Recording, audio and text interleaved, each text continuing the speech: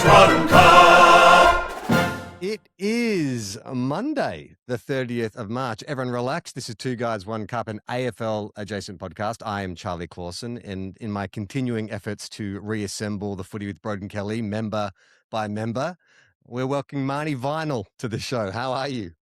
I'm good. Well, good might be a stretch. Everyone keeps trying to talk to me about Essendon, so I'm okay. Oh, well, let me just scratch off the first four things I wanted to talk about. Look. It's to the, yeah.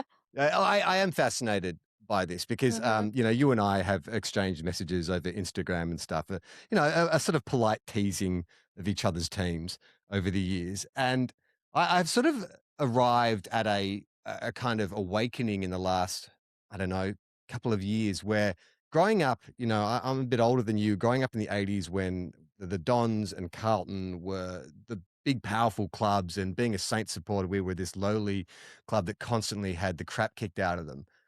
I've come to this realization now, as someone who is a younger supporter of the Bombers, that you and I actually have more in common in terms of our football experience than the Essendon supporters of a generation or a couple of generations before you. Like, I really started to notice this talking to Terry from Blue Abroad, who I love his YouTube channel. And at first it was a bit of schadenfreude. I'd go in and watch the fan cams after a Carlton loss and be like, oh boy, this is great. And then hearing him talk about, he's seen five wooden spoons, and that this era that older Carlton fans talk about just seems so foreign to him. Is that how you feel with the Bombers? My Essendon experience is I feel so unique because I grew up in New South Wales. So I grew up mad Rabbitohs. Like, my childhood was like driving from Bathurst to Sydney, doing the 6-hour round trip to watch the Rabbitohs when they were like getting the wooden spoon every year. I didn't even I knew that Carlton existed, but growing up, that was kind of Carlton and Sydney Swans were the only teams that I'd even heard of. Right. I just wasn't in like an AFL realm at all. And then when I moved to Melbourne in 2013, I became very well acquainted with Essendon, and it's like, What a time. I mean, What a time what to a get on time. board. I know. And I was like, well, I'm going to go for Sydney because I'm from New South Wales. My parents are both Sydney members, but I just didn't feel a connection with that team. And I do feel that sometimes your team chooses you. Usually it's family. Like Yeah. Rabbitohs for me, it was absolutely family. Like state of origin, I feel that deeply in my DNA. Like the New South Wales Blues team, I feel like it's such almost like a kinship with that team. I'm like, that is my identity. But with Essendon, I was like a late adopter. And my partner at the time went for Essendon, so I ended up going to lots of Essendon games, and then I just couldn't help it. Like, I still remember the game that I knew more stats than he did. It was actually about Zach Merritt. And I was like, oh, I don't have a choice in this. I'm on board now. And it was during that really shitty period. And it was when they were losing every single game, but there was no expectations put on them. And this is before I was, deep within the footy media world. So AFL for me at that time was the thing I did every week. It was my escape from the rest of the world that I was living in, going to all of these games. And it was there was such a strange kind of aura around Essendon at that time because people almost kind of felt sorry for them. And 2016 was just there was zero expectations put on them, obviously. And so every goal was so celebrated, and all these kids was wow, look at them getting to run around on an AFL men's field. That's so exciting for them. They get this opportunity rather than what we're seeing today, which is wow, they are in disarray. This is embarrassing. What a shambles of a club. And obviously the shambles of a club thing was going on because it was the drug saga. But the actual watching experience, there was so much kind of excitement still because it was just wow, these are basically VFL players getting to run around on an AFL field. And we got to Anthony McDonald, Tip and Woody may never have had the opportunity that he would have had if the drug saga didn't happen. And as a fan, you're kind of leaning into all of those stories. So I came into Essendon during the drug saga and fell in love immediately and was just enamored with, I became obsessive. I am today. But I've never, when everyone talks about the 20 years, I feel like a little bit of a fraud because I was like, well, I haven't been around for the full 20 years. It's only Yeah. been 10 years for me. But it was this weekend, like that North game. It was the first time, I think, because last year I was kind of like, okay, whatever. This year, that game, I was like, oh, this is bleak. Like, I Mm. was like, I feel like I am now feeling the feelings of the rest of like the Essendon kind of fan cohort, where I was like, oh no, this is properly bleak.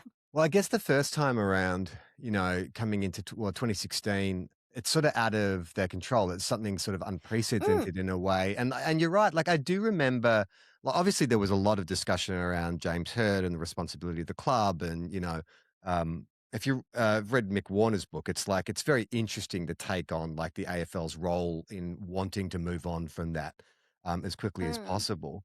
But I do feel like there was a sense of, well, it's not the players' fault. Like they're just guys who, get told what to do and whether or not you feel like, they should have taken more responsibility. I mean, it's interesting that some players had mhm, enough wherewithal to go, I don't want to take the supplements. I feel like this is wrong. I want to get out of the club. So, I mean, some of them yeah. had enough kind of self-awareness. But I Mm. also remember like a lot. Sorry, my dog is just scratching at the door. Can you give me 1 second? Oh, of Rosebud. course. Rosebud.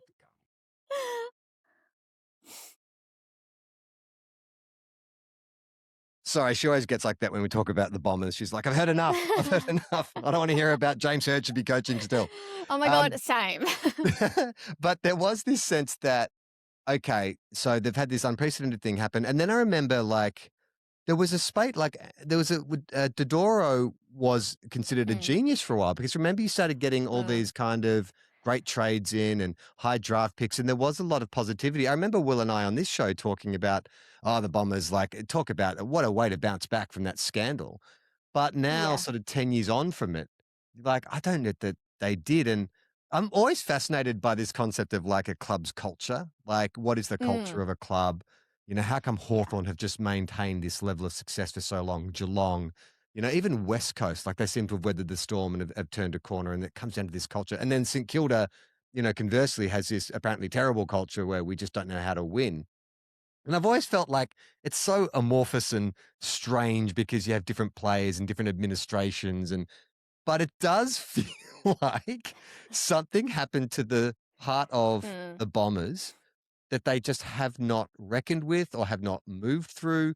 And like, from an outsider's point of view, there is obviously very powerful interest groups at the club, coteries and mm, all that kind of stuff mm. who are sort of still this death rattle for get James Hird back and stuff. Like it's Oh my crazy. goodness, I know. But I know. what is your take on the sort of the more cultural aspect, like the fan perspective and then the cultural aspect? I don't think that that reckoning's over with at all from 2016. And I think Right. that like in the footy world, people move on so quickly. It's actually something that like I tell people a lot when they find themselves in like especially W players because it's new in like in the middle of like a media storm. I'm like, don't worry, in 2 weeks, no one is going to be talking about this. Don't worry about it. And so even at the time when all of this is blowing up and you have all of these people on mic saying like this is going to impact them for 10, 20 years, this is going to impact them for ages. But people forget about that when we are now 10 years down the track and it's just like, well, what happened to this club? Well, what happened to that club is it takes ages to deal with something like that, Mm. and especially internally. And I think that, and again, I kind of want to watch myself because I know that like how much like certain clubs mean to certain people and like that I am kind of fresh when it comes to like the history of all of these clubs. But there's a sense of entitlement with Essendon and you see it all the time in like the way that people constantly keep talking about Hurd and people constantly keep talking about Sheedy. And it's like there's this sense that like they should be really good. Like they should be winning Mm. games. They should be tough. They should be they should be contending. What happened? And like there are 18 clubs. It is really hard to be successful. And like, yes, you Yes. can talk about Hawthorn and Geelong and like Sydney always kind of being in the mix, but it is really hard to be a good AFL club. And there's 18 like that, Mm. even to be in like the top cohort of that is really, really tricky. And I think that there's a sense of entitlement that Essendon and Essendon fans kind of just feel like they should be there. And I don't think that everything that happened back in 2016 has been properly dealt with, because I mean, even Heppel shouldered so much of that.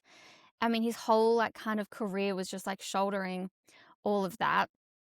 And like he was very much a, like, arms around the boys kind of leader, and I have so much respect and love for Heppel. But was there anyone that kind of really confronted how bad that was, and how bad everyone was like really kind of going through it, and how much that the ripple effects can be felt years later? Because we constantly talk about list building, and like it takes ages. Even just like Harley Reid, like people keep talking about how he's the future of West Coast, and he took a few years to like be doing what he's doing right now. Like that, this stuff doesn't happen overnight. So Yeah. 10 years is like a short time in footy, but like a really long time in footy. Does that make sense? Yes, no, definitely. I think it's also like it's the list build thing, which is so which is so important. And I think Jared Waitley a couple of weeks ago talked about Essendon's weird list build, and there are a couple of Mm. write-off years. Like St Kilda, that's been our last 15 years. Like the sort of Alan Richardson era. Like when you if you want to make a St Kilda fan shudder, you talk about taking Jack Billings over Bont, or you take, Paddy McCartan over Petrarca. And it's Uh, just these one little it's just one mm. little mistake which look, there's certain players who are generational, like a Bont that you just okay. I mean, but I get the feeling that if we'd taken him, we would have ruined his career. Like, I just Well, think yeah. I just don't think I don't think as a club we're still at Seaford. I don't think we had the right coach in place. I don't think we had the right development in place. So it's all well and Mhm. good to say, oh, if you'd taken this one player or these two players, things could have turned around. It's a combination of all those things. And like Russ Lyon said something quite interesting with all this, they're trying to build up the rivalry between Brisbane and St Kilda last week. And Mm. he sort of brought it back to, look, the argument's really about equalisation. And he said, look, I think it's great that we're growing the game, and we want to sort of get these clubs established in rugby heartland areas. But I grew up in a time when Essendon and Carlton were powerful clubs, and you still Mm. have like a lot of the footy going public who go every week, who go to the games at Marvel and at the MCG, but you are weakening their clubs in order to promote the game nationally, and that could come back to bite the AFL at some point? Yeah, that is so interesting. Yeah, I mean, I feel like I buy into that wholeheartedly, because I kind of like, as much as like I said that like I felt the like proper bleakness for the like Essendon North game, and it is true, sitting in the stands and watching that game was like not it was demoralizing. But the way into the game, I was like, this is incredible. Like, these are two sides who are not playing very well, who, like, everyone is slamming, who, like, there's all this, like, just like negativity, just like Mm. radiating around all the conversation around this club. And here's all these people with their scarves. Like, I went to platform 28 beforehand. And it's just full of people that are really like buzzy and excited. And like, yeah, they're being like, oh, this is going to be a ripper of a game. But like, they're turning up for like Mm. 3 hours that they're sitting there. Well, Essendon kind of started to leave midway through the final quarter, but I was like, that is like magic to have like genuinely like such a hold on all of these like generational families. That is Mm. incredible. But you do like, if it is a national competition, then yeah, you've got to like give to get. Because I think about this with AFLW all the time, where when AFLW was coming in, a lot of the conversation, and there was like some clubs that wanted a license and some clubs that didn't. And a lot of the conversation was, you're not going to lose anything by getting a women's team. Like, you only gain. Like, you gain a whole team, and like that helps you get new members, and like it might help like to change the culture, and like it'll there's only positives to come from having more. And as much as I like do think that you gain so much more than you give, you do have to give. There is only so many resources within a club, and we're now seeing a lot of tension between some clubs like sharing those resources and some clubs don't. Mm. But you do have to give in order to get. Like, there's only so many resources to go around. There's only so much money coming in to go around. There's only so like even just like availability of like space and the field. And so like yes, if you want a successful AFLW team, then your AFL men's team also has to play ball there and say like, yeah, okay, you have the gym in these hours and we know that we can't use the gym in those hours. Like it does, you do have to give up a piece of the pie. And so yeah, I think you can relate that to the nationalization of, well, it is a national competition, but Yeah, the it's expansion trying to, into yeah, into new territories. Yeah, absolutely. And then, yeah, like if we, yeah, and then, but and the pot's only going to get like smaller, right? Because Tassie will come in, and also like that's not even taking into account like what's actually happening in the world outside of football. Like it's yeah, expensive. Like this stuff's getting harder. Like I hmm was thinking about that, like fuel costs to fly teams from game to game. Tassie have to build a stadium. Materials are yeah, costing more. Like all this stuff is costing more and more money. And it's like, and also at the same time, like it's harder and harder to get, you're not getting big television deals anymore. So the whole thing is just, it's on a knife's edge. And I was talking, like, this is all anecdotal. I said to you, Marnie, off air, this show's all about vibes. So like, this is just based on people I talk to. But yeah. even I met up with some, I've got a lot of my friends are Carlton supporters, which has been a really interesting. I had to leave a chat, like a WhatsApp chat I was in the other day, because they're like, "Oh, this is sad. Like, Oh yeah. I don't want to listen to this." But I went to the pub yesterday to catch up with a few friends who are Blues supporters to watch the game, and everyone was sort of sharing the same sort of sentiment. And I know you made a video about this other day about this odd fixturing and Mm, the way it's kind of disrupting. Like, I sort of feel like I was very excited leading into this season, but it's already felt kind of weird and uneven and anticlimactic. Like the mm. fact that there are these early buys, the strangeness of opening round, which seems to getting bigger and bigger until every team is going to be playing in I opening know. round. The fact that the season starts so early as well, like it's just Mm, everything just seems a little out of kilter. It doesn't sort of, I don't know, it wasn't what I was expecting coming into the season. And I sort of feel like my brain hasn't caught up to, oh yeah, we're at round 4 now. And what are the mm. major storylines? Everything feels a bit kind of compartmentalized and a bit odd. Do you agree?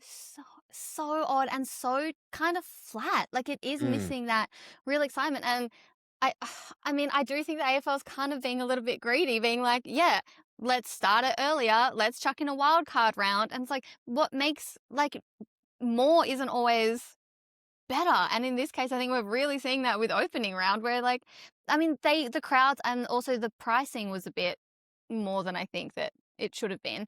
But they didn't fill out what Essendon Hawthorn. They didn't fill out another one that they were expecting. Like the crowds are just not where they thought they were going to be mm. either. Well, And I also, it do doesn't think it help is, when you yeah. schedule games at like midday at Oh, Marvel. Like people having like the president's brunch, before a game. Like it makes no sense. yeah. And I feel like there's so much disconnect between like AFL House and the fans. I really, really do. And even just, I think it's so interesting as well because like coming from like other sporting arenas, like coming out of the Australian Open, F1 was the same weekend as opening round. Like Yeah. sometimes, like I'm just like, sometimes it's fine to not try and capitalize on everything. Like a lot of your audience, um, like also like F1, and that's actually okay. Like you actually don't have to like try and make them hate other sports. Um, but coming out of the AO, coming out of the F1, the Women's Asian Cup, like every single sport has like such their unique vibe and like what I wear to the Australian Open is not what I wear to like AFL men's game. And I think that like you've got to just like it's like pubs where it's just like I love to go to a pub that just knows what it is. I don't want to go to the AFL men's games and just like know what it is. Like I don't want to have to look nice. Do you know what I mean? Mm, And like sometimes I think that like the over corporatization of what they're trying to do is like that's not what fans want though. That's not why they're yeah. rocking up. Like talk to them. Like Yeah. yeah. And it's also like even on the club level, like, I'm sort of removed living up in northern New South Wales, but when last year I was in Melbourne for a couple of months and went to as many games as I could, not just Saints games, but just tried to soak up as much as that Melbourne footy experience. But Mm, it's the kind of, um insecure. It feels very the game feels like it's so insecure. It's like, let's have karaoke at Yes. halftime and kiss Yeah. cam and Yeah. like let's have a sprint race. And it's like, just stop with all this bullshit. Like, I Yeah. don't look. I don't hate Yeah, I songs agree. after goals. Like, I know some people really hate it. I don't mind that. Like for certain No, I games, actually don't either. Yeah. but the other stuff too. Like, it just feels. What are we doing here? You know, like Mhm. I just feel like it just smacks of kind of a lack of confidence in the product. And I Yeah. understand, like I back for a team where, we get the 340 on a Sunday time slot all the time. And so, they feel like they have to give people a bit extra, but we don't want Mm. unrelated football stuff. I don't, I think you're right. That disconnect between Clubland and the AFL about what the fans actually want, or, the activations when we get to the ground. We just want the football experience. That's all I really want when I go to the football, is to sit with my friends. I'll have a pie and a beer. I don't mind watching a loss as long as there's like this atmosphere where it feels like a football game, and I'm not having like this distraction constantly, lights blaring, music blaring, Mhm. competitions. I don't need all that. I just want to have that communal experience of watching sport. Yeah. Yes.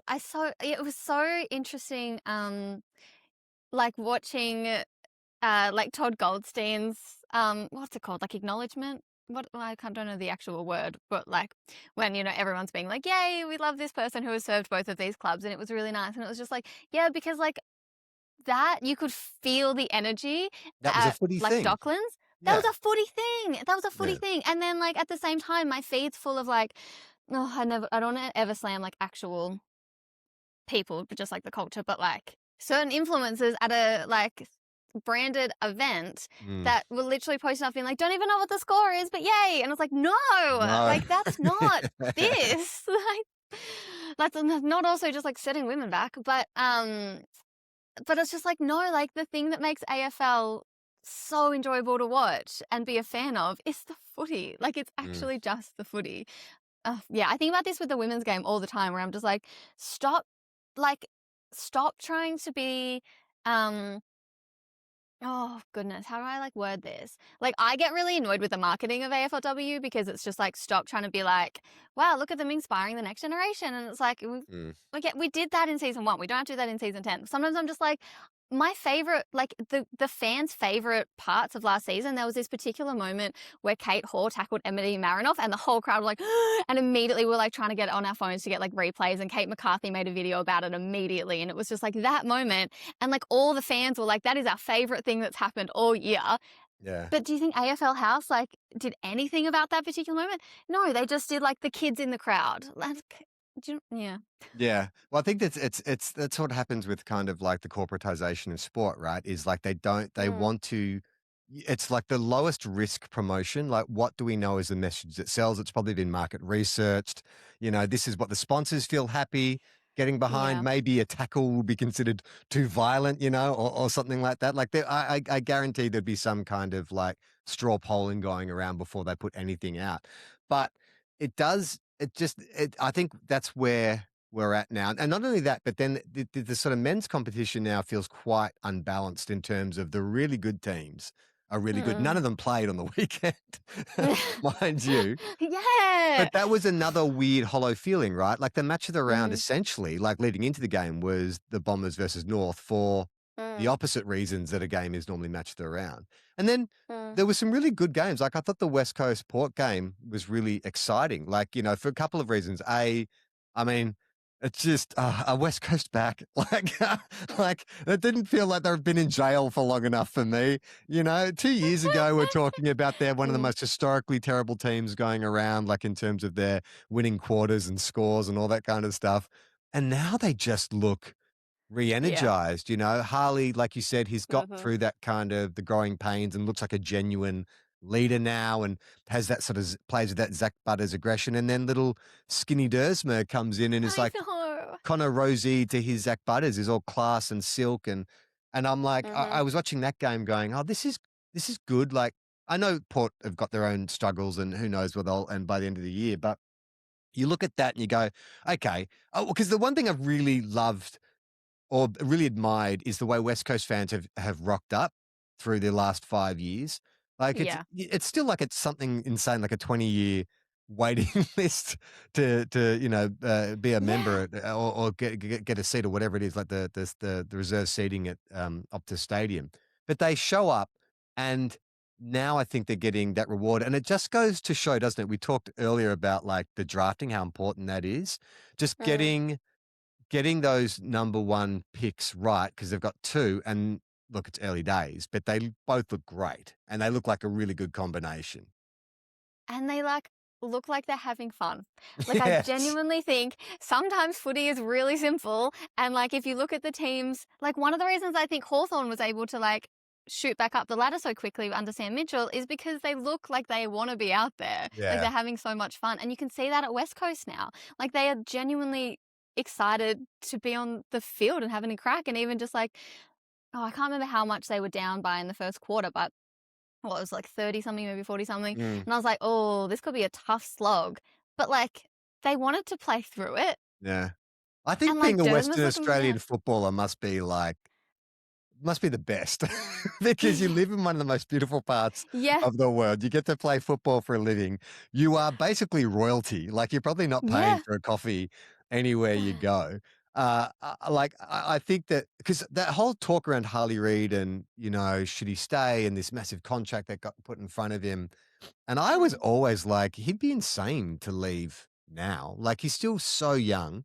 He's going to mm, make really good money, but also to be that player that, you know, I think there's still despite how corporate the game has become and, it's nationalized and stuff, to be a player that becomes legend, like it's mm, such a shame the Zach Merritt thing had to happen last year. And I totally understand his point of view and, he's mm, given a lot of great service to the club, but it has tarnished I think his reputation to go down as a Don's great. And I think that there's lots of players who are greats of the game who never won a Brownlow, never played in a grand final, whatever, but they're still, vaunted at their clubs for that. And I think that's something that Harley Reid can do at West Coast, mm. especially if he stays there his entire career.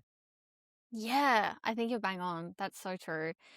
And like, why even just this is going to sound really bad, but I'd never been to Western Australia before earlier this year. It's beautiful. Like, Mm. even just on the grounds of like, where would you want to live? Like, oh my God, Perth is gorgeous. Like, Freo's really cool. And I was like, Yes. Yeah, it's who great. knew? I mean, It's, it's yeah, funny too because like Eagles supporters the last 5 years. Like, if you live in Melbourne and your team's doing shit, it's like, "Oh, I've gotta get through winter somehow, and the footy's not bringing me any yeah, joy." In WA, it's like, "Oh, my team's shit. Oh, well, I've got one of the most beautiful places in the world to go yeah. explore for the next 3 or 4 months. I'll come back next year and see how we're doing." Yeah, there was very much something going home after that Don's loss to North, being like, I'm cold. I'm just gonna like jump Yeah. into bed with like a hot water bottle and a tea, just like I guess round out my night. Like this is me for the rest of the year now. Buckle in. Um, yeah, nah. I think like Western Australian people like genuinely have it so set. I just yeah. I kind of am excited to see them do well, but again, I don't know, maybe that's me just wanting everyone to do well and seeing Yeah. them like Well, it's down the funny, bottom isn't it? for Right, I think we all mm, love the underdog story, but it's sort of a question of, like, have they been an underdog for long enough? You know what I mean? yeah, I Like, it's know. 5 years in the wilderness, like, I mean, it took me a long time. Like it's been 30 years of me going, "Oh, Carlton, all right." Like I Yeah. guess I'm okay with seeing Carlton win a game or two, but 30 years still No. doesn't seem like long enough for them to be in the wilderness. So I'm not sure about West Coast. Like I do, I'm happy for them in a way, but if they get good, like if they win 10 games of the year, I'm like, I'm gonna hate them again. It's like it's not fair. It's not fair. The rebuild was not long enough. I have one of my really good friends, Dr. Casey Simons, who's been on Footy with Broden.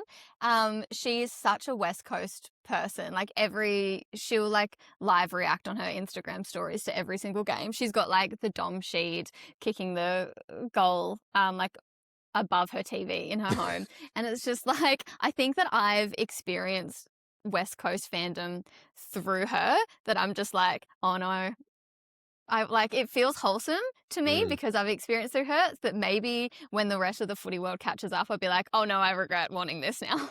Yeah. It's funny, isn't it? Like I did the Raw Deal podcast last week with Dom Fay and Michael Whiting, and Dom was saying it's sort of similar to you in the sense that he didn't really experience the first three-peat of the Lions. He was too young and sort of came into the Mm. Lions when they were crap, sort of the Favola era. Um, and now, like, I was saying to him, oh, like, I always, like, when Will and I, about maybe 5 or 6 years ago, I remember us talking seriously about, oh, geez, Queensland football, like, they're in big trouble. Like, what are the Lions going to do? What are the Suns going to do? What a Mm. disaster. And now it's like, well, the Lions could very easily do a three-peat this year. And now I don't like them again. Like they Yeah, were the yeah. underdogs. I went to the 2023 grand final that they lost to Collingwood, and I was like, oh, so heartbreaking. I wonder if they'll be able to front. You know, sometimes teams lose a grand final and everything falls apart. But now it's like, oh God, like what they did to us in 15 minutes of football. Like, I don't think St Kilda were Yeah. actually that bad. I mean, it was a bizarre start to the game. I think 13 shots on goal in the first quarter for no goals. Like, I think we had 7 behinds, they had 6. And then we sort of, I think we sort of we were competing in the contested ball, center clearances, all that kind of stuff. And then it was just like halfway through the last quarter, they were like, oh, that's right, we're Brisbane. And then Yeah. they go nuts, absolutely nuts, and just blow us out of the water. Like, it was in my Saints chat, there was no one was upset. No one was angry. It was just like, oh, wow. Like, that is Yeah. the gulf between our two sides, is they just decide. I mean, Lockie Neal hadn't touched the Yeah. ball all game and suddenly decides to Mm. turn it on. Ashcroft has 16 disposals in the last I quarter and kicks a know. goal. Like, half our team didn't have that Yeah. many touches for the whole game. Yeah, I was reading something this morning that was just like, there's so much focus on Naz, and like, okay, fine, like people are obsessed with contracts and money, and like he's a really good player, of course they would be, but there's so much focus on Naz, and then, I can't remember who wrote it, which, sorry to the author.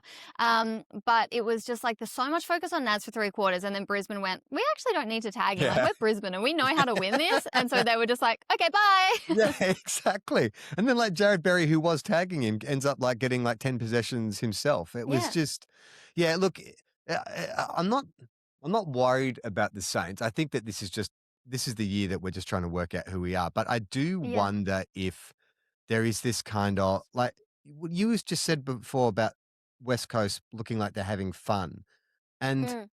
I don't see a lot of fun in the way we play. I don't know if it's the Ross Lyon Mm. system and the way he coaches, which is so rigid. But the Melbourne game in round 2 or round 1 was this shootout, and so we're playing with freedom, but it didn't seem fun. It just seemed more like Mm. panic stations we have to keep up with Melbourne, and I just wanna see the joy. Like, there was a lot of joy last year when Mm. finals were out of the question and, the huge comeback against Melbourne, and then it's kind of just like anything goes. And from a supporter mindset, I much prefer going into a game where we're playing like a Brisbane or a Hawthorn or a team that is so much better than us because I relax and then I see the players relax because they've got nothing to lose. But it's when there is expectation, we don't cope with it. And I think the fact that we were leading into that last quarter, the players just all like froze up. And I just like, we've got so many players like a Naz, like a Jack Higgins, who can play on instinct, who can be mercurial. But then to sort of see them play this kind of not instinctive game, but more system based game, it's like, look, I don't know anything about coaching. I'm just completely speaking out of my ass right now. But again, third time I'll say this vibes based this show. But I Love. would love Yeah. to just see more of that joy, that excitement of like, hey, you know what? Just throw caution to the wind. We're just going to rush forward. We're going to celebrate goals. I mean, there was a little bit. Alex Taru, who I think is probably our most Mm. exciting young player, hadn't touched the ball for a half and then takes a screamer, but of course misses the shot. like, Yeah. he, like, he kicked one not long after, and I was glad for him. But I'm just like, that's so St Kilda. Like, we do something like Mm. really exciting and then just can't follow through. Yeah. Oh, I feel like there's like so much in that though, just like once you're feeling like more like self-assured within a game, Mm. then you actually play so much better because you aren't like really like kind of clenched up and rattled and like And that's it's just on Carlton, my and that's yeah. Carlton, right? There's no better Yeah. example of that than Carlton. Is like Yeah. that first half, they're playing with freedom, confidence, and then something gets in their head, and it's like they just that. I guess it's two things, right? A, your opponents know that you've got a history of dropping it, and then on the Yeah. flip side, you've got a history of Yeah. dropping it, and Yeah. you just see them tighten up and be scared of making a mistake. Well, it's like in the like Gemma Bastiani wrote this morning about it. She wrote that like the first half Carlton are playing to win, and then the second half they're playing not to lose. And I think that like just sums it up so well. So it's like they go into just like, oh, we better like save this lead and we can't give up this lead. And we're so known for giving up leads rather than being like, let's continue to just keep scoring goals, which sounds so simple, but I genuinely think that like that's their mindset. Yeah, it's strange, right? Like all the Carlton guys I was with yesterday, like in that first quarter when they were how much they got to over 40 points, right? Yeah, And 43. and I was like, "Oh, you're not losing this." And all of them were like, "Nah." Like, we have seen this story before. And my God, like they knew it. And Yeah. I mean, I don't know, like poor old, I mean, I feel sorry for everyone. I never thought I'd say that about the Carlton Football I Club, know. but I do Yeah. feel sorry for everyone because I just feel like sometimes, to use a metaphor, like sometimes a relationship, it's no party's fault. It's just not meant to be. Like, for whatever reason, Yeah. Voss can't get them to do what they need to do, or they are incapable of doing what he needs them to do, or what. So it's breaking down somewhere, but you just can't imagine that it will continue like this. Yeah. And I do really feel for Carlton because I feel like Voss's heart is actually really in it and he really cares. I think that there are some coaches like Brett Scott that really kind of bug me in the way that he even just like talks to the fandom, where What Voss what just seems like what bugs you about the way Brad Scott talks? I think that for the past few years, he's been like, we're not rebuilding, and he's been very much like, we're not doing that. And he's almost like he's talking down to the fandom a Right. little bit. And like, I know this team better than you. I know this club better than you. I'm the senior coach. Don't. And I know that like it's journalists that go to press conferences and not fans, but he really is talking through journalists to the fans. Like it's fans that consume those presses. And he's also talking to the players, right?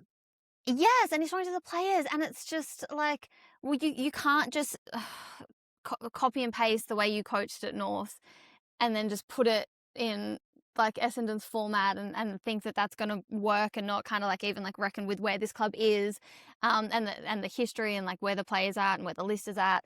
And I think that fans are not as stupid as everyone thinks that they are, and they're really quite clued on, and like no one knows a club better than the fan base. Like I say it all the time, even like when I get a little bit stuck or like, because I mean, there are 18 teams. And if I'm reporting on like a Bulldogs game, then I'll often call my Bulldogs fans and be like, what do you actually Yeah. feel about the club right now?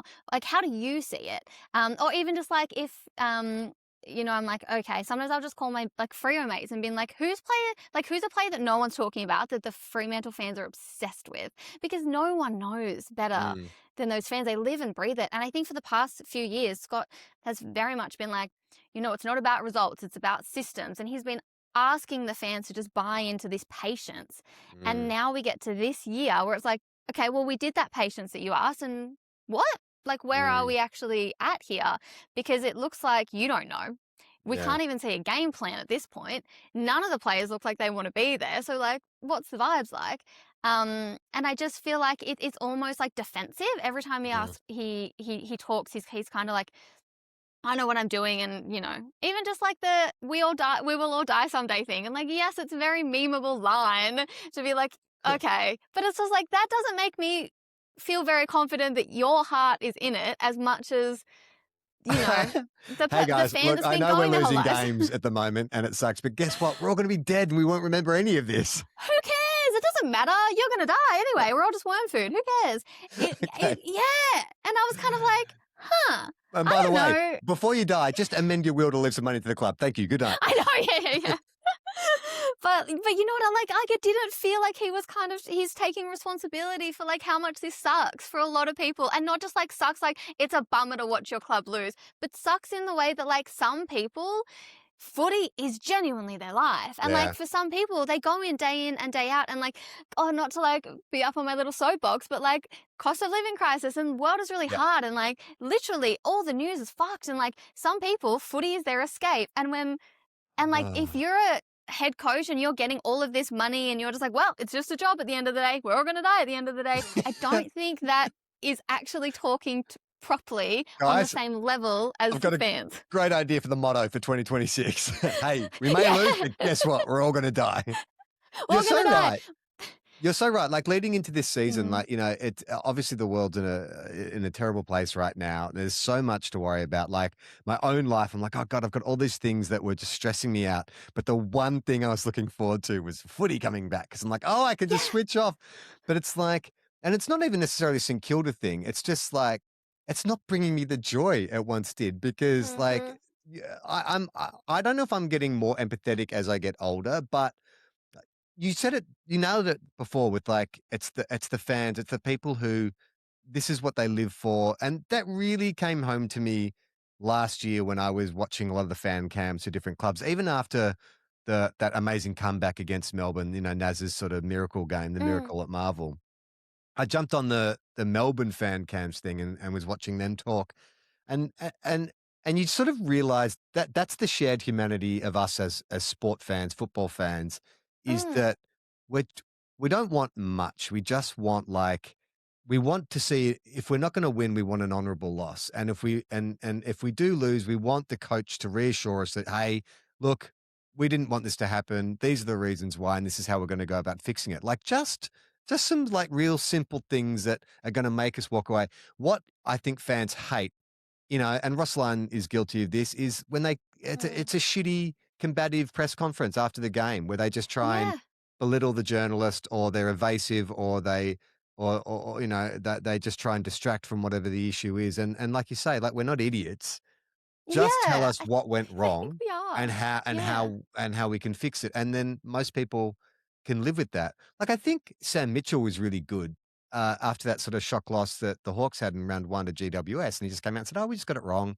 This was bad, this was Mm. bad, this was bad, not acceptable." And, then they went about fixing it, and they won, the next 2 games in a row, and so I think that is the formula for what fans want, is just don't lie to us, don't gaslight us, and look, I understand the flip side too, which is like, oh, I don't also just want empty platitudes. I know Blues fans have just had it up to here with Michael Voss coming out and saying, "Oh, that's unacceptable." Yeah, it's unacceptable, Yeah. but we keep Yeah. accepting it. So, Yeah.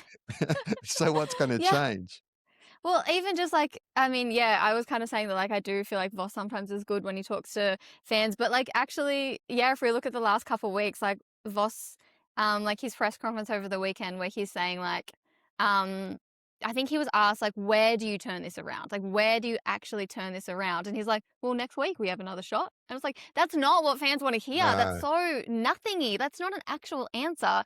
Whereas, when Essendon lost, I think it was their second game. So what was that? Port? Oh no, the second one was, uh, yeah, Hawthorn Port. yes, It was 62 and then 63 points.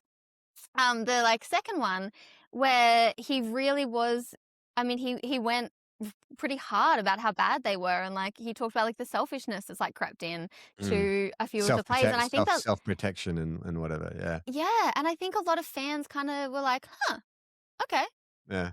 yeah, I true. actually I So felt like, that when I yeah, heard that comment. I was like, "Oh, that does make sense that players they're freezing up because they start thinking about how can they protect their own spot in the team." That did make sense. But then you want yeah, the remedy, right? Like it's okay to identify mm-hmm, the issue, but like what is it? And look, maybe we're asking a lot of a coach who's just come out of a team meeting, has had not really had time to go over the vision to work out what the answer is. yeah, But I don't what you don't want is just that like combative smart mm-hmm. assy, like I just don't think that doesn't work for the fans. It doesn't look good for the club. And it's certainly like it doesn't foster a good relationship with the media. I imagine you could probably speak more to that. Yeah. I mean, there's definitely some presses that will have more journalists at and less. And like, obviously, journalism is a, I hate to say dying industry. I don't need to use the word dying, but we're all aware that like there are less jobs in media than there used to be. And there's, it kind of like also really bugs me when certain coaches or like social media teams be like, kind of snarky about how little journalists are like at press conferences, and it's like there's 18 clubs and like there's not many people to go around. Um, but there are some coaches that's like you're almost like excited. Like Chris Scott will actually answer questions. Like he will Mm. actually give you an answer to stuff. And then there are some coaches where it's like this is a genuine chore and we just got to get through it. Yeah. Um, And then there's Chris Yeah. Fagan, who's just like, what's going What? to happen? Is his pants going to fall down? Like, let's just see the latest one after the Saints game where he couldn't find a chair big enough to reach the microphones. Oh, I love you. Sometimes it is just like off to see Grandpa. Yeah. Like, I really do like Fagan. Yeah, like But it's so. Fagan's a coach where it's just like he feels like he's one of us. Like he feels like he's a footy fan. I don't know. Yeah. He's Even the not just way they like, tried oh, to yeah. frame him as like, oh, he's having a go at the Saints or having a go at Naz. Like if you heard that, like if you actually hear the audio of the quote, I think it's Michael Whiting who was asking the questions. It didn't, like he wasn't. I don't think it sounded vindictive. Like there's a reality that when you start paying players $2 million, that just raises the market value across Yeah. the board. Now, whether or not, I think, you could take issue with the fact that he singled out two players at St Kilda. It seemed like unfair when that is just the reality. That Zach Butters will probably get $2 million this year. But I can't attribute any malice to anything that Chris Fagan does. If anything, maybe he's conscious of the fact that Zach Bailey's probably going to be getting big offers and, he would love to keep Zach. So, maybe subconsciously, but this does not strike me as a man like who goes away and calculates how he's going to, throw a fox into the hen house or anything like that. No, I'm pretty sure this is a man who, like, after they won the premiership, was just like carrying the cup around Brisbane to like coffee shops and stuff That's to right. celebrate with the community. Like, One of my favorite yeah, Chris Fagan moments was after they won their first flag. Do you remember there was some like B-roll of, how the players all rush the podium to hold up their cup?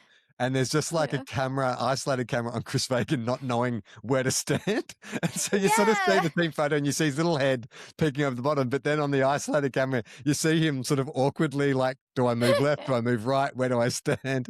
I saw like someone meme it and go, this is me at every social function. Just like, Yeah. I don't know what to do with my body, don't know where to stand. Yeah, he's one of us. He's just one of us. Yeah. I want to go back all the way. If you can remember, there was a game played in Geelong. That seems like a million years ago. A controversial decision with Atkins towing the ball over the line and getting the free kick. Now, I, for a long time, have thought, in the same way that we talk about the bad mojo around, the Bombers after supplement scandal, I've always said that Adelaide have not reckoned with the collective minds scandal of that preseason, the fallout from that. Now, admittedly, this is a longer bow to stretch, and I'm not nearly as serious as the supplement scandal, but I do sort of feel like that club has had some weird, weird bad luck over the last few Yeah. years, and it just seems to have extended again to, like, it was such a blatant, like, at worst, I think the umpire should have gone, oh, hang on, I'll blow the whistle. I'll consult with the boundary umpire. But the fact that they just took Atkins' word for it, like it was so wrong. It was so corrupt. So, it's so funny because, like, when the last touch rule was coming into the AFL men's, and everyone's like, and I knew everyone was going to hate it. Everyone hates it in the women's. I have a Darcy Vesio painting of the lasso rule above my bed. Like, you were talking to someone who's just like, I'm all in. So I'm not anti the last touch rule. And I think that, like, moments like that make footy really interesting and fun. But I'm saying that as a non-Adelaide supporter. I'm sure they feel very differently about it. But also what I will say about, like, the collective minds thing is that, like, being, like, very, very careful about what I say, often it's kind of like that whole iceberg thing, right? Where, like, okay, so what actually can be able to be reported is this much, where what actually happened is so vast and wide reaching, and it really does, like, reach into, like, pockets of clubs and can really, like, shake them up for a long period of time. And I think that, like, there is genuine hurt that happens that never, like, really gets drawn out into, like, the light, and there's no actual accountability, and that stuff can fester for a very long time and impact a club for a very long time. So I think that, like, yeah, I would say that it is as serious as the drug saga, Yeah, in my opinion, it's especially, yeah. it's interesting, isn't it? Because, like, again, vibes based. But you could also just argue Matthew Nicks just hasn't got a good game plan. Like, that could be the Yeah, reason why they're not yeah. winning finals or they have had such a slow start to the season. But it just, I don't know. There's something. I also think too. There is this huge weight of when you are the big, like in a 2 team town, when you're the big brother team, like a West Coast or an Adelaide. These things weigh more heavily on you, and Mm. the fact that, like, when you look at them on paper, like, they look good. Like, the Adelaide, it makes Yeah. sense that they finished on top of the ladder, but then there's just a bit of a stink about the way straight sets exit, and now you're sort of like, I mean, again, let's just call our Jets we're coming into round 4, is that right? Like, it's No, go harder. Sack the No, coaches hot take. today. Here's my hot Yeah. take. My Charlie Kano. No, but it does sort of feel like I just think that for Matthew Nicks, like he's going to be under so much pressure this year. Mm. If they only even if they just wild card rounded or if they finish in the bottom half of the 8, I don't think the Crows fans are going to accept that. Yeah. Well, I don't think they should either. I think that their end to last year was very interesting Mm, because I mean, I was watching it from the perspective of my dad, um, long um a like I've always known him as a diehard Adelaide fan. Um, and he gave up his membership last year with the Isaac Rankin, and it wasn't the Isaac Rankin sole incident with the homophobic slur, but it was the way that the club handled it. mm, And I have a lot of friends that wrote into the club, and so like, I mean, obviously I am in progressive echo chambers, but there was a lot of cheering for Adelaide to go out in straight sets, and mm. when that happened, everyone's kind of like It's wasn't karma. shocked, calmer, but also people were kind of expecting it based on like how they it's one of those ones where it's just like I Well, they mean were nothing kind of. superficial. I think they jumped. I mean, they exceeded expectations in terms of home and away last Yeah. year. They were a bolter. Yeah. Yes. And I think that like it's hard to say that there's any like easy wins in footy, but some wins are harder than others, and it did feel like they got there off a few easier wins than Mm, other teams maybe had. The integrity of the fixture. What's Andrew yeah. Dillon going to do about it? Um, What is he that going to they're do? like, oh, yeah, I know. But like when you come up against like really tough sides in the top 8, Mm, you kind of get exposed and found out. And that's where teams like Brisbane are just like, no, we know how to win. We'll be fine. Where teams like Adelaide are like, oh, maybe we are a little bit out of our depth.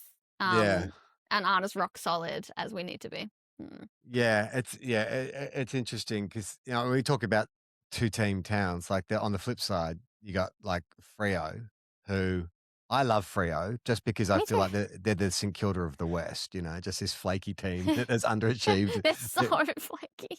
But they look good, and that's not to say Mm. Richmond are an interesting case study as well because I feel like Richmond, if I was a Richmond fan, even though they haven't won a game this year, I think they're tracking really well because they're almost in that perfect position where they're showing enough in every game that you can see progress, but they're still not winning, so they're going to get like a draft pick at the end of the year. But they're Yeah. like they hung about for about 2 quarters before Frio finally flexed, but I just cannot. I love flag mantle and I want to get on board, but it's like Hmm. St Kilda. I can't imagine a world in which St Kilda or Fremantle are holding up a premiership cup. Can you see that world? No. Does that no? No. It doesn't seem like it's just doesn't compute, does it? No.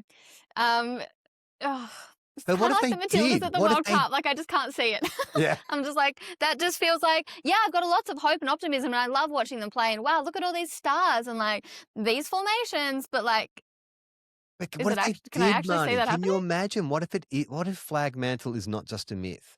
I mean, they have probably the Mm. best, one of the best midfields going around easily, but also like, the best ruckman or the most well, not the best ruckman, but the most unicorn ruckman. And then they have Yeah. Josh Tracy, who's just like, do you remember Jai Amos 3 years ago was their great white Yeah. hope? And now it's like Yeah. everyone's forgotten about him. It's like Josh Tracy, and it's like he's incredible. And I heard him speak on the weekend. It's like, oh, he's really like well spoken and quite well considered. And like, I just think there is a lot to Yeah. like about Freo. Look, my heart is with the Bulldogs this year. I want the Bulldogs to win another flag just because I want Bont to win the Brownlow. I want the Bulldogs to win another flag. That That would would be make me nice. happy. But if that can't Yeah. happen, then I want Freo to win because I just think that well, first of all, no one can imagine what that would be like, and I think we need to see something we haven't seen before. But I also just Yeah. think they're a good team. I think they, in terms of you talk about that build and you got to get the right players in, they've done that. They Yeah. really don't have a flaw on their list. God, imagine if you're Fife and you're watching Uh, Fremantle then do it the year. Oh God, that'd be heartbreaking. But I also think that like from my very biased media perspective, I would like it to be Fremantle so we have something new to talk about. Like if it's Brizzy again, it's just like even they don't want to be doing it where there's so much like hope and optimism and fun to be had around finals, especially when it's a new team that haven't done it before. I mean, if you look Yeah. at those sides, so I mean, from your journalistic point of view, if you were, what's a more exciting story? Is it a Freo winning the flag, or is it like a Gold Coast winning the flag? Oh, it's Gold Coast. It's Gold Coast. Especially because like you get to do all of the player stories. It's like people are really interested in Dimmer. You get like Queensland footy. I think Queensland footy is very interesting in the way that like footy's kind of like battling with rugby Mm. for participation. Even just like who's the Jed Walter? Yep. Or Walters, Jed Jed Walter. Walters. Oh, He, yeah. because he came from like a big rugby background, but like the academy got him. And Mm. I just think that like, oh, there's like so you can do like the players and the coach and the moment, and then you can just like keep digging and you can keep like pulling things out. And I just think Queensland footy is so interesting and like even just like we saw it last season when they won their first final and like the amount of excitement through like the entire footy community was Yeah. like so fun. It was just so fun. And that was against Freo, poor things. I've been getting some mail from listeners to the show because I'm very Oh, skeptical about the Gold Coast. I mean, I want them to succeed, and I want all underdogs to succeed. But because I live not far from what's it called now? People First, um, oh yeah. Metricon People But I First. am an ABC person, so it is whatever, whatever Yeah.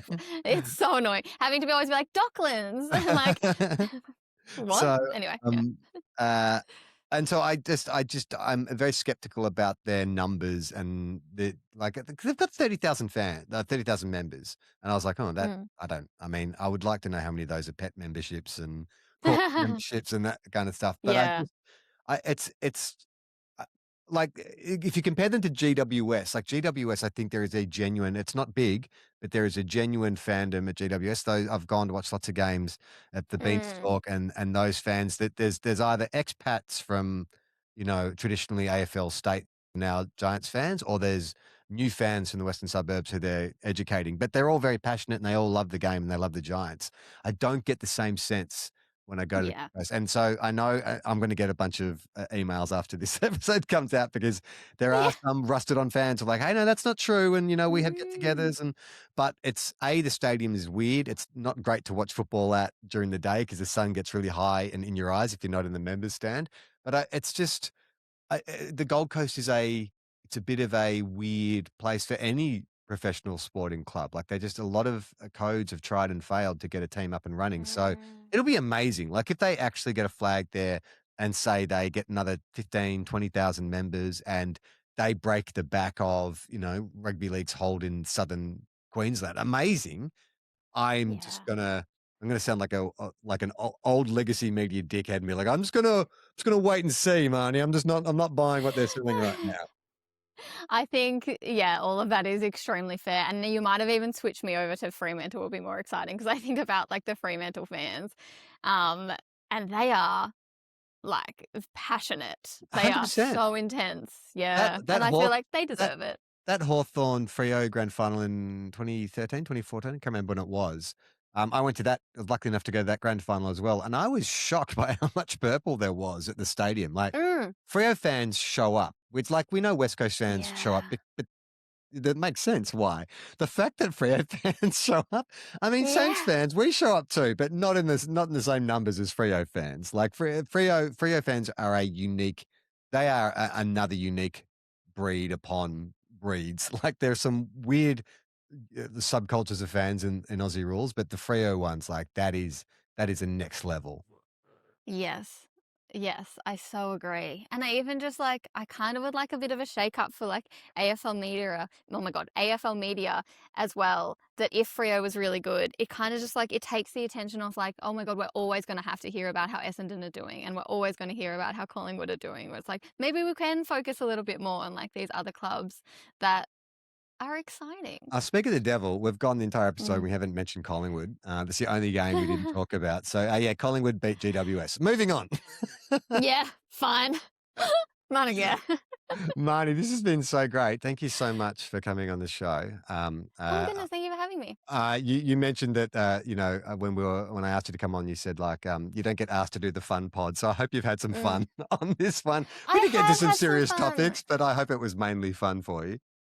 No, it was. It's so nice to just like vibe about footy and get to be like la la la la. These are my thoughts and feelings.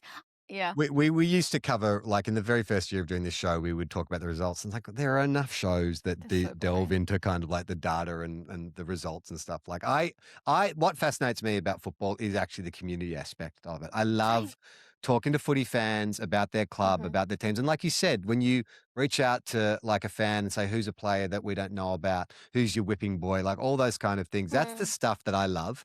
I love understanding the kind of mythology. My wife, who is not a sports fan really at all, you know, she grew up in Scotland. Like part of when I had to make her understand why she was not going to see me for at least 3 hours on a weekend because I'd be watching the Saints play, I had to sort of take her through the entire history of, you know, my family were Saints supporters. I used to go to Moorabbin as a kid. I remember this game. There's this player who means this to me, and she got it. Like once you attach a narrative to it, and that is the beauty of sport, right? Is that you get mini dramas in a 2-hour period. Like a story will play out with characters and heroes and villains and all that kind of stuff. And I just hope, you know, we sort of started this pod talking about like, is the AFL sort of losing touch with the thing, you know, the thing that brings fans to football? I just hope that can continue. There's more coverage of football now than ever. There's a zillion TV shows, a million podcasts, there's football influencers online. But so much of it to me just sort of washes away because I'm not getting this aspect of it, which is like, I just want to know, like, why do you love football and why do you love these players and why do you love this club? I agree. I so agree. I'm like, I know it sounds like super hyperbolic, but I genuinely, in like my heart of heart, believe that like football can save lives. I just do. I think that like it can, like one of my best friends in the world, she lost her sister during COVID and like she's a Collingwood fan and it was like for the 3 hours a week, she's not living in her grief. She's living in like where that ball, like whose hands that ball is landing in. And it was just like, I was going for Collingwood for those 3 hours because I just wanted it to be some reprieve for her. And I genuinely believe that like football is our community and it's like where we gather and it's like where our heart dwells. Like I really, like, I know I'm like a very emotional, soppy person, but I genuinely like really do believe in the power of footy. Even like one of my favorite things to do is just like walk around the outer and just like eavesdrop, especially at W games because like you have more freedom to like actually move around and like eavesdrop on like what people are talking about. But I'm like, I want to know like that feels where humanity really like our community really are. I went to the Saints played a practice match on the Gold Coast in the preseason, and there's about 3,000 footy fans, like Suns and Saints fans up there. And I just sat and eavesdropped on this conversation, and it was a group of Saints supporters all sharing the worst loss that they'd ever witnessed live. Like, let me hear that. That's all that's a dinner table chat I want to be like privy to. It was so sad, but so funny at the same time. Yeah. Marnie, thank you so much. Is there anything that you need to promote? I mean, people can know where to find you. We'll put your socials in the show notes, but are you doing anything in particular that you want to promote? No, I'm just living my life. Oh, great. Okay. Yeah. I mean, no, I should say, you know, that I am an ABC person and my work gets published on the ABC. But you know, socials, all that jazz. Well, we lost one ABC host in Will and we gained another in you. It's been great. Thank you, Marnie. Play on, not 15. Little footy-loving dickheads, dreaming about a Premiership Cup. We love our clubs, but they never win. 2 flags next in 100 years. The shit house. If you think we'll be insightful, clever, or just well researched, we're here to say that's not the case. We'll just go out and wing it. We are two